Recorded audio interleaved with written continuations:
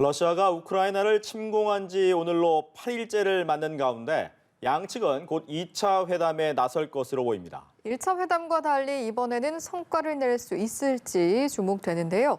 국제 담당 기자 연결해서 알아보겠습니다. 한상용 기자. 네, 러시아와 우크라이나의 2차 회담이 우리 시간으로 오늘 오후 시작될 것으로 보입니다. 애초 2차 회담은 현지 시간 2일 밤 열릴 예정이었는데 우크라이나 대표단의 회담장 도착이 늦어지면서 3일로 연기됐습니다.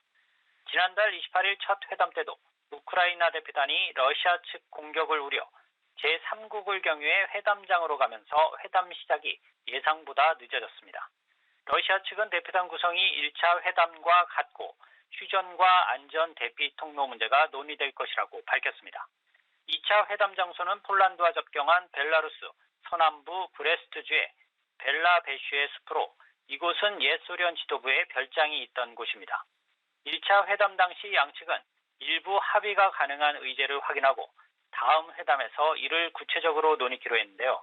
하지만 양측 모두 여전히 같은 입장인 것으로 전해져 당장 어떤 타결을 이뤄내기는 어려운 상황으로 보입니다.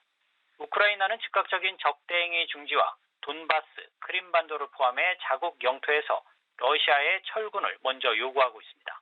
반면 러시아는 돈바스 지역의 독립 인정과 우크라이나가 나토에 가입하지 않는다는 걸 명문화할 것을 요구하고 있습니다.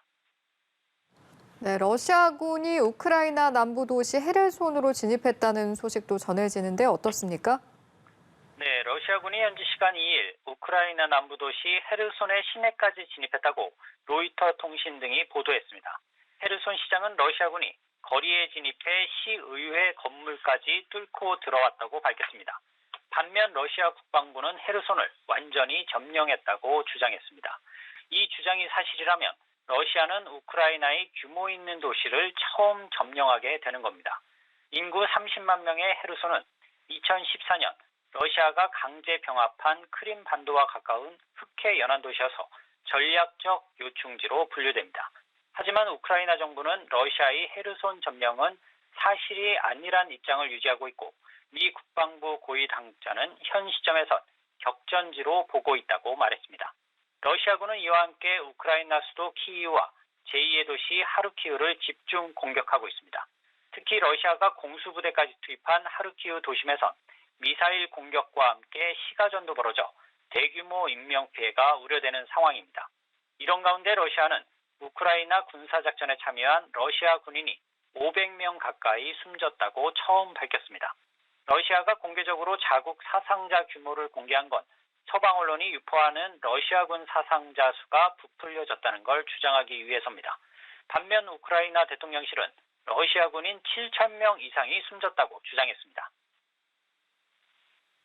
러시아가 우크라이나를 침공한 지 일주일이 지났는데 그동안 우크라이나를 빠져나온 사람들이 100만 명에 육박한다고요? 네, 그렇습니다. 러시아가 우크라이나를 침공한 지 일주일 만에 국외로 탈출한 우크라이나 주민이 100만 명에 달했다고 유엔이 밝혔습니다. 유엔 난민기구는 지난달 24일 이후 우크라이나 전체 국민 4,400만 명의 2%가 넘는 100만 명이 해외로 빠져나간 것으로 집계했습니다. 이런 수치는 금세기 들어 전례가 없는 엑소더스라면서 최대 400만 명이 우크라이나를 탈출할 것으로 내다보며 이 수치가 더 증가할 수도 있다고 우려했습니다. 지금까지 글로컬 뉴스부에서 전해드렸습니다.